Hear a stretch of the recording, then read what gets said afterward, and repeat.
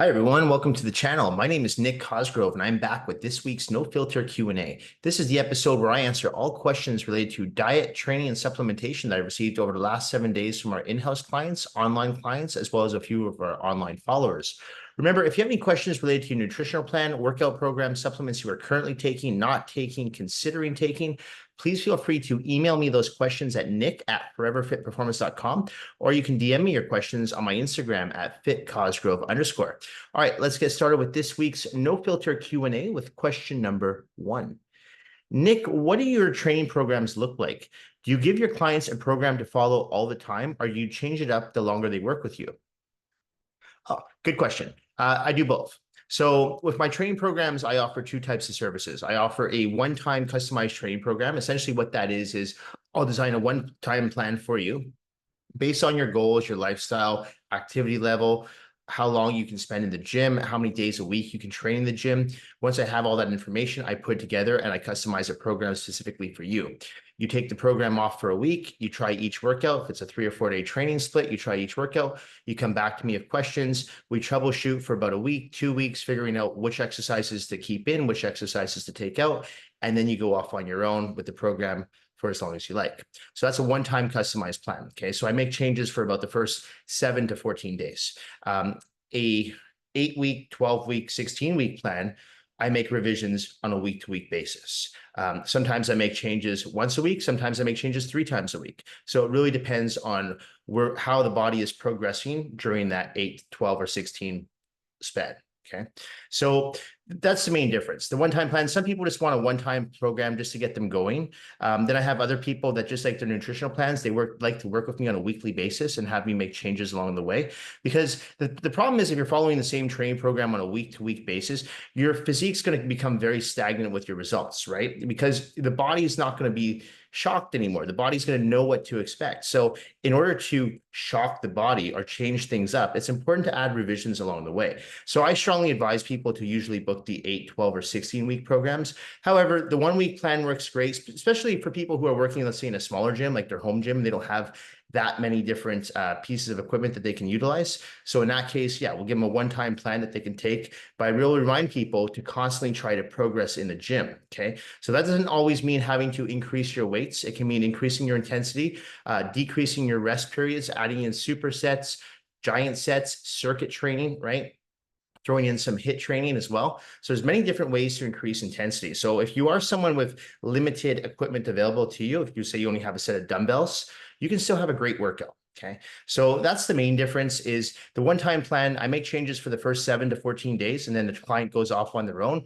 The 4, 8, 12, 16-week programs, I make changes on a week-to-week basis. And like I said, sometimes I make changes 2 to 3 times a week. It all depends on how the client is progressing or not progressing. All right, next question. Nick, what can I do for tight hamstrings besides stretching? Tight hamstrings are super common. Okay. And I see them a lot, especially with men. The problem with tight hamstrings, they can lead to all kinds of issues down the road. Lower back pain being one of them, right? Tightness in the glutes, that's another one. I have so many people that complain of lower back pain to me. And 9 times out of 10, the lower back pain, the reason they have lower back pain is because they have tight hamstrings and tight glutes. Okay. So once you can stretch out that area or make that area more mobile and more flexible, it becomes a lot less easier to do exercises that require you to bend over in the gym, like T-bar rows, bent over barbell rows, deadlifts. So in the case if you are dealing with tight hamstrings, besides stretching, there's a few things you can do. One is make sure you're hydrated. This is very important. A lot of times when people are complaining of muscle cramps or tightness in the muscle bellies, it's because they're dehydrated. So you want to make sure that you're consuming at least 2 to 3 liters of water per day. My recommendation when you are consuming water is add in electrolytes to that water. Okay, that's important too. So some sodium and some electrolytes because it's going to keep you hydrated, especially if you're someone who's very active. Like myself personally, I work out every day. I'm walking to and from my gym. That's about 30 minutes there, 30 minutes back. So maybe about an hour of cardio a day on top of that. I'm fairly active and I'm on my feet for a good 10 to 12 hours, right? So drinking water alone won't be enough for me. So adding in the electrolytes makes a huge difference. I've talked about this product before. My recommendation is to use a BCA product such as Extend. BioSteel also will have some electrolytes in there. So those are two really good products to just throw into your water. If you do want to use natural and do not want to go with artificial flavors, you want to use this natural products, you can just throw natural electrolytes into your water. Extend has a version of their product that's sweetened with stevia, which is natural as opposed to artificial flavors. So you can go down that route, okay? So hydrate, electrolytes. Another thing is don't neglect direct hamstring exercises. This is so important. I see so many people, especially men, who when they train their legs, they train their quadriceps, but they don't really train their hamstrings. So when you train your hamstrings, you want to make sure you're doing straight leg dumbbell deadlifts, straight leg barbell deadlifts. If you're at a commercial gym and you have access to machines, lying hamstring curls, seated hamstring curls, unilateral hamstring curls, these work all really well, okay? Because if you don't train the muscle, it's never going to have that mobility and flexibility that it needs. Okay, so that's important too. So besides stretching the muscle, those are the three things I'd recommend. Hydrate, add electrolytes to your water. Make sure you've got some sodium too. Like the body does need some sodium. I'm not saying salt all your meals, but don't be afraid to salt some of your meals because we do need some sodium in the body. Okay. A lot of times I have people that complain about muscle cramping and tightness, and it's due to a lack of potassium and sodium in the muscle bellies. Okay. So that's very easy to do. And then third, do some direct hamstring work. Okay. So those are my three answers that I'd recommend for tightness in the hamstrings. They do typically work for most people, but do not neglect your hamstrings. And I promise you, if you're dealing with lower back pain and you don't have a herniated disc, you don't have a slip disc, right? It's most likely due to tight hamstrings and tight glutes, okay? So stretch them, hydrate, electrolytes, work them with direct exercises. All right, okay, next question. Nick, I've been indulging in pretty much anything I've wanted to eat since April and have put on some fat. I would like to lose at least 1% body fat each week from now until mid-September when I go on vacation for 2 weeks. What do you think about aggressive cuts and how often would you advise someone to do them? I think aggressive cuts are terrible, just like I think aggressive bulking is terrible, and I would not advise anyone to do them. I talked about this last week on the channel when these people who are doing these mini bulk and mini cut cycles, and this is a terrible idea, okay? Not only is it going to screw up your metabolism and your overall metabolic rate, it's going to cause severe digestive problems, okay? So you don't want to deal with that. Right? The last thing you want is going on these kooky diets and then you end up with severe IBS symptoms, right? So you've got to be very careful when you do these cutting cycles and bulking cycles. And what I learned from, luckily for me at a fairly young age, not young enough, but at a relatively young age, mid-20s, was that if I could find a nutritional plan that is this sustainable, I don't have to go on these ridiculous diets. I don't have to like go into a severe caloric reduction, or I don't have to go into a ridiculous caloric surplus to put on muscle. If I can just find a diet that is sustainable, I'll be successful. So over the years, I was able to implement that into a proper nutritional plan that I actually enjoy the food. I feel energized, I sleep well, I recover well, and I train great. Okay. So that should be the question you're asking is how do I put together a sustainable nutritional plan? Not these ridiculous diets that you're only going to do for 3 weeks. And then what? So if you lose 1% body fat each week for the next 4 weeks, okay, you lose 4% body fat. You go on vacation, indulge again, you put it all back on. So all you're doing is just you're rebounding, you're going back and forth, you're yo-yo dieting, right? So I don't recommend that. And, I honestly don't work with people that want to do that because I know it doesn't work long-term. And clients that work with me want long-term results. They don't want short-term fixes. So that's why when someone comes to me and says, I want to go on a 6-week bulk or 6-week cut, I said, you're with the wrong trainer. Like I'll help you put on muscle for a 6-week program, but when that 6-week program is done, we need to keep going. Now, whether you're working with me or not, we need to have an exit strategy. We need to make sure that you're still progressing. You don't just say, well, I hit my goal. I'm going to go shit the bed for 6 weeks and we'll start all over again. That to me is ridiculous, right? It's like stop and go. You have to keep going. You have to keep training. You have to keep dieting, okay? The diet does not need to be severe if it's sustainable, okay? So I don't advise these crazy diets because I've seen people, they'll post them on Instagram and say, let's see how much weight I can lose in the next 4 weeks. Why? Why is that relative? I mean, I've seen people lose 20, 30 pounds in a month, but then those same people put all that weight back on 3 months later because they deprive their body so much of calories, of nutrients, essential vitamins and minerals. And now, as soon as they're off the diet, they want to eat everything under the sun, right? So this is why I incorporate cheat meals into my clients' program so that they don't feel like they're depriving themselves too much, right? So again, it comes down to finding a sustainable nutritional plan. So you'll never see me on Instagram advertising mini cuts or mini bulks or see how much weight I can lose in the next 30 days because I don't believe in it.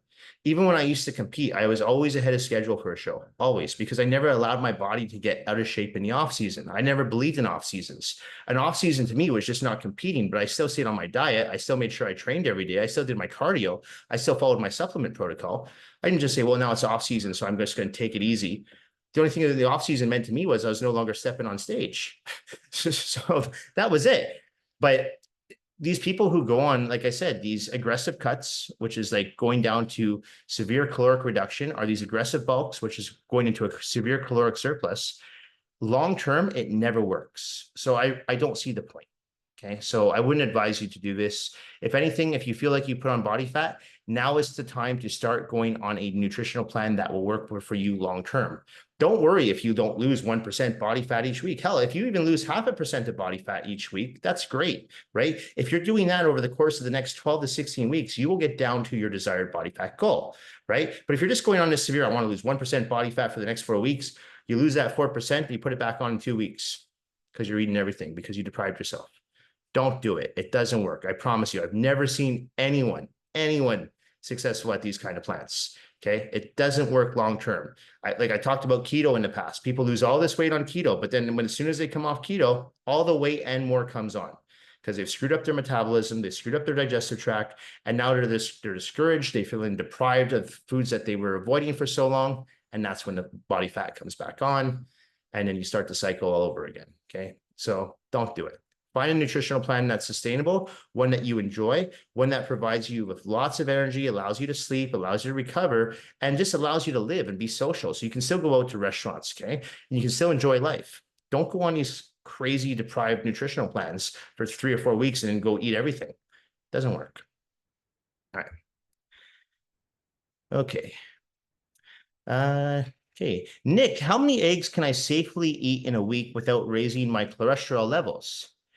As long as they're omega-3 eggs, as many as you like. Okay. There's a huge misconception behind the eggs. And I've talked about this in the past. And I think the people to blame here are GPs, okay, general practitioners. A lot of general practitioners will tell their clients who've got high LDL levels, cholesterol levels, the bad cholesterol levels, to lay off the eggs. What they should be telling their clients is lay off the junk food, right? Lay off the processed foods, lay off the fried foods. It's not the eggs. Okay, and this is why I always tell people, if you're going to have eggs, make sure you have omega-3 eggs because they're high in omega-3 fatty acids. This is not only is this essential for the body, but this will actually help decrease your LDL levels and increase your HDL levels, which is your good cholesterol levels. Okay, so for people who are trying to avoid eggs or are scared to eat eggs because they're worried it's going to raise their cholesterol levels, as long as they're omega-3 eggs, I promise you they're not going to do that. And I always tell clients, be very careful about taking nutritional advice from a GP. Okay, GPs are general practitioners. They're not that well versed when it comes to dietary nutrition. They might know a thing or two or some basic generic advice, but when at the end of the day, if you are having issues with your cholesterol and you think it's related to your diet, that's the time you go work with a dietitian, a nutritionist, a personal trainer who's well versed in dietary nutrition. Okay, not a GP. Okay, because very rarely do I hear GPs giving out good nutritional advice. Okay, so if your cholesterol levels are high, and you're worried about them, and you do not, or you think it's related to your nutritional plan first, then I recommend cleaning up your diet, getting rid of the processed foods, getting rid of the fried foods, the foods that are high in sugar, all that crap. Now, if it's just your genetics, because that can happen too, I do know people who have high cholesterol levels and it's just purely due to their genetics, then you can go on a medication, something like Lipitor, take once a day, usually at the end of the day, and that should bring your LDL levels back down, okay? But it's not the eggs. Okay, so honestly, have as many omega-3 eggs as you like, and don't be afraid of the yolks. The yolks are good for you. Obviously, if you are trying to lose weight, you're not going to be consuming 12 eggs a day. But bear in mind, if you are on a weight loss plan, you can actually still consume eggs. Regardless if I was getting ready for a competition or if I was trying to put on some additional muscle, I always kept eggs in my diet year round. Okay. I got up to the point at one time doing 20 eggs a day, and my HDL levels and my LDL levels are all in the normal range. Okay. So I'm living proof that it can be done. And I've worked with numerous people over the years who I had them on eggs every day and they're fine. But just remember the omega-3 eggs. Don't buy that cheap crap eggs that you can buy at like 7-Eleven. Just make sure you're buying omega-3 eggs, and it shouldn't have any impact whatsoever on, if anything, it'll actually, like I said, it'll actually lower your LDL levels and increase your HDL levels. So it will have an impact, but it'll have a positive impact, not a negative one. All right. Next question. Nick, is it really that important to meal prep? I honestly hate doing it, and I can afford to eat most of my meals out. If I'm eating clean foods, does it make much of a difference if I make them myself or go to a restaurant? Um, if you can afford to eat out for each meal, I say do it, but just be careful because you have to make sure that when you are ordering from restaurants, that, for example, if you go to a local chain restaurant here, let's say like a Cactus Club or Earl's, if you're going to order salmon, you just want to make sure that they don't add a whole bunch of sauce to that salmon, or they're not baking your salmon in a whole bunch of unnecessary oil. Okay. So the great thing is when you're doing it at home, you control what you add to that salmon. So that's my only concern when I have clients that eat out at restaurants every day. But if you can tell the server, hey, I just want grilled salmon or baked salmon, I don't want any oil on it. I just like to have like that with, if there's possible to get quinoa or brown rice. And that's another problem. At a lot of restaurants, they don't really serve quinoa or brown rice. So you're stuck with white rice or white potatoes. So starchy foods that I don't recommend. But if you can find a restaurant that's, that can give you brown rice, sweet potatoes, yams, I say do it. I see no problem with that. Okay.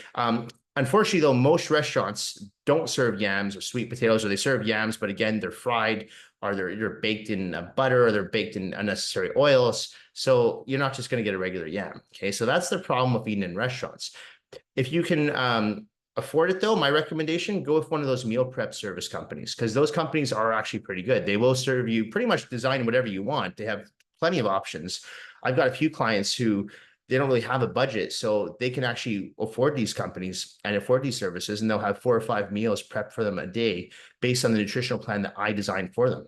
So a lot of these meal prep companies will do that. Now, again, keep in mind, you're going to be paying like $18 for chicken and rice, which in my opinion is a bit of an overcharge. But if you can afford it and you have no budget, I say do that. That's fine. I've just always believed that for the average person, prepping your meals, not only is it cost effective, it also teaches you proper discipline, right? And here's the great thing about when you meal prep.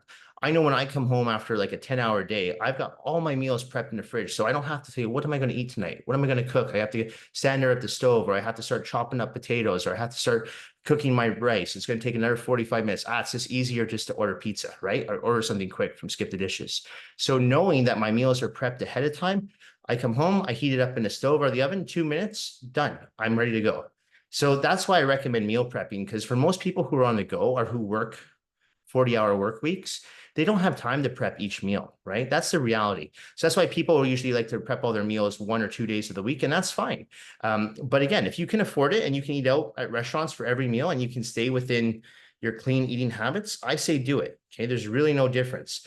But for most people, I do advise them to meal prep. And I've talked about this in the past. For my clients that do practice meal prep or have someone who cooks their food for them, whether it's a meal prep service company, I have one of my clients, his cleaner actually preps all his food twice a week for him. So it's regardless, they're following the nutritional plan that I've laid out.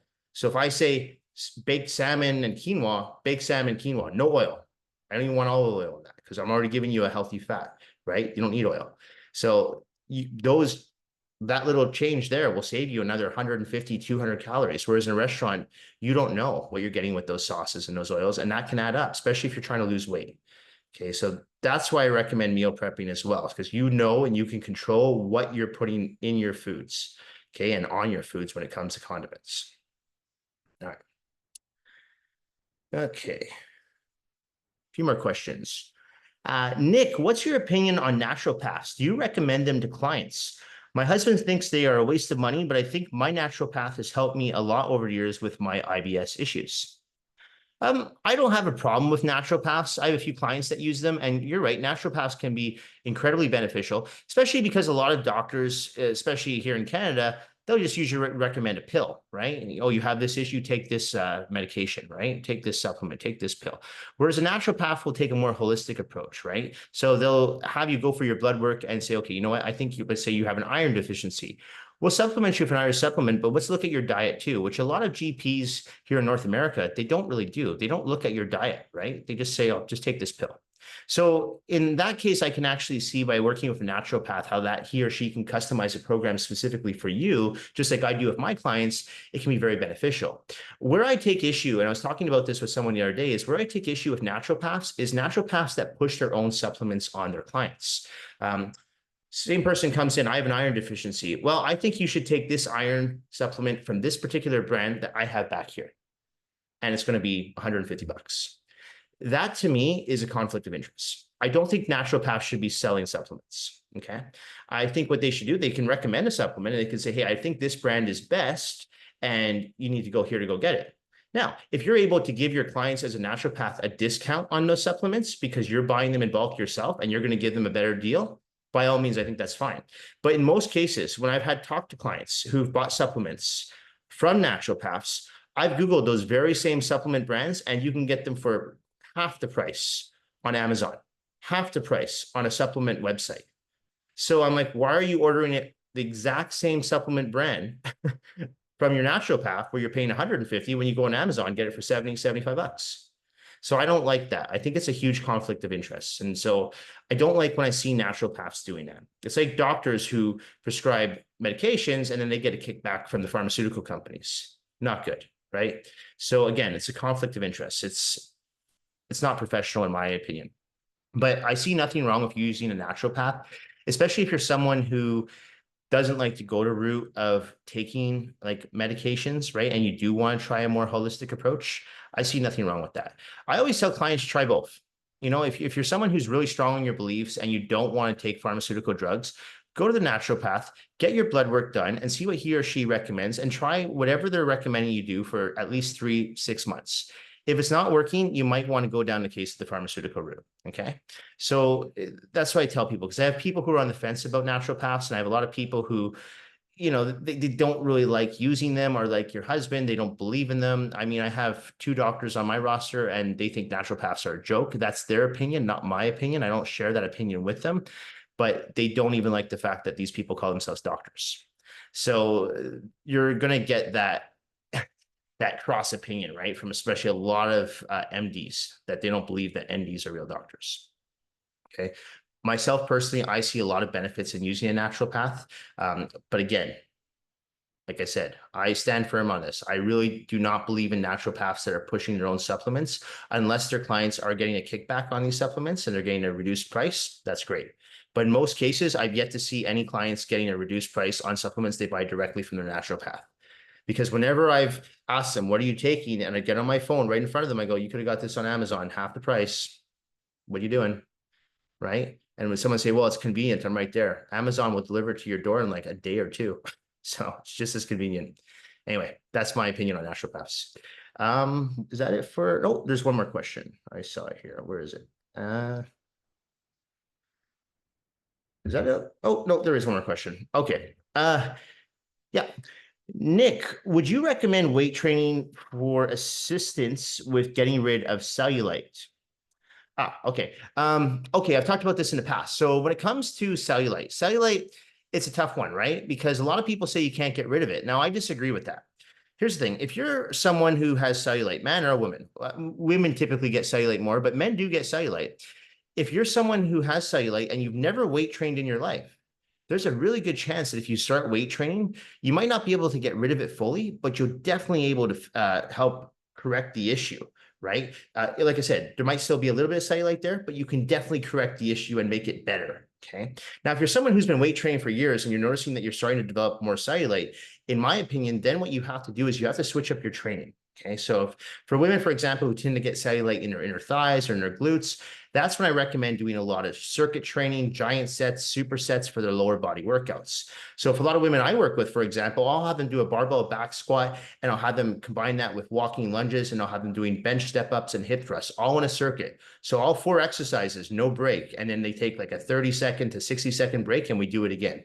So we're constantly working those different muscles in the lower body, the quadriceps, the hamstrings, the glutes, and we move on back over the quadriceps, the hamstrings, the glutes. So if you're someone who's really well versed in training, you've been training for years, and you're noticing cellulite, that's my recommendation. Start throwing in some circuit training, superset agonists with antagonist muscle groups, quadriceps with hamstrings, okay? And don't be afraid to throw in some glutes as well, okay? So that works for people who are well-versed in training. And for someone who is new to the gym, by you just going to the gym and practicing over and over again, good form, good technique, trying to increase your weights in the gym, making sure when you squat, you go all the way down, right? Making sure that when you do a hamstring curl, that you actually squeeze the hamstring muscle. If you're not sure how to do that, make sure you hire a personal trainer. That's crucial. Okay, it's money well spent. It's going to be the best money you ever spend on your health and your physique if you hire a personal trainer, especially for those first few months that you're in the gym, if you don't know how to train at all. Okay, so it's not going to get rid of cellulite completely, but it will definitely help improve the area. So much so that I've had people tell me that who've had cellulite that the weight training has made such a big difference. And then when they go for the laser, right, for laser treatment for cellulite, that in turn will get rid of the cellulite fully for them. But it was the weight training that got the initial start, right? And the laser helped. Okay, but if you have severe cellulite and you just go for laser treatment and you're not doing any weights, I don't really see how that's going to make much of a difference. No, because you have to remember when you weight train, the muscle, not only does it get larger, it gets more defined, more dense, and the skin gets tight around it, right? So it only makes sense, especially if you're struggling in the lower body, you need to train your legs, right? You need to make sure that you're doing your squats. You need to make sure you're doing your straight leg deadlifts. You need to make sure you're doing your barbell hip thrusts. These are all crucial exercises for you to keep the skin tight around the muscle. So this is why, in my opinion, it's a big mistake from women and men, but especially women who do not weight train on a regular basis. Women who do not weight train on a regular basis and might, let's say, they only do cardio, they can get away with that in their 20s, maybe even in their early 30s, but by their mid 30s, they start to notice a difference in their physique. And you can see the women who've been weight training for years, great physiques, right? Great physiques, great muscle density, curves, like it looks fantastic. So to me, women who lift weights, their physiques look amazing, right? So this is why I strongly advise all women, not just for the health benefits, but for the aesthetics, to weight train on a regular basis. And the younger you get into the gym, the better.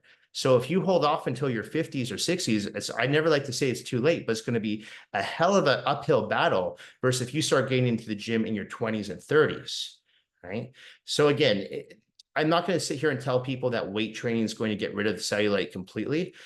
It might for some people, especially if you only have a little bit of cellulite, but if you're someone who's suffering from severe cellulite, it's not going to be an overall fix, okay? I haven't seen that happen before, but what I have seen is it helps kickstart that muscle building process, which tightens the skin around the muscle. And that in addition to laser therapy, I think there's a few other therapies out there now for cellulite. I'm not well versed in them, but I know there's a few because I've had some clients go for them over the years. Definitely helps. Okay, so that combination, that in my opinion is going to help correct the issue fully. Okay. Like I said, though, it's important that you get in the gym now. Don't wait. Don't say, well, I can still get away with it. Don't wait. Get in the gym now. If you're a woman watching this and you don't go to the gym, I strongly advise you now is the time to start. Okay. Whether you're in your 20s, 30s, 40s, 50s, start. Because what's going to happen, even if you don't even worry about the aesthetics, like I don't really care what I look like as I get older, from a health perspective, oh my God. Right? We already know that weight training can help prevent osteoarthritis, right? It can help prevent things like tendonitis, bursitis. It really helps. So you want to make sure that you're in the gym training with weights. Not to mention, the more muscle you have, the more fat you burn in the rest of the day. So if you're worried about putting on body fat, put on muscle. You're not going to have to worry as much about putting on the body fat if you have a sound, sustainable nutritional plan. Anyway, that's it for this week's No Filter Q&A. This episode will be going up on the 12th of August. As a reminder, if you have any questions related to your nutritional plan, workout program, supplements you are currently taking, not taking, considering taking, please feel free to email me those questions at nick@foreverfitperformance.com, or you can DM me your questions on my Instagram at @fitcosgrove_. Thank you all for watching this week's YouTube No Filter Q&A. Thank you for supporting my YouTube channel. Thank you for supporting my in-house personal training business and my online personal training business. I truly do appreciate all the support and all the feedback I get from all of you. Thanks once again. Everyone have a fantastic week. Bye for now.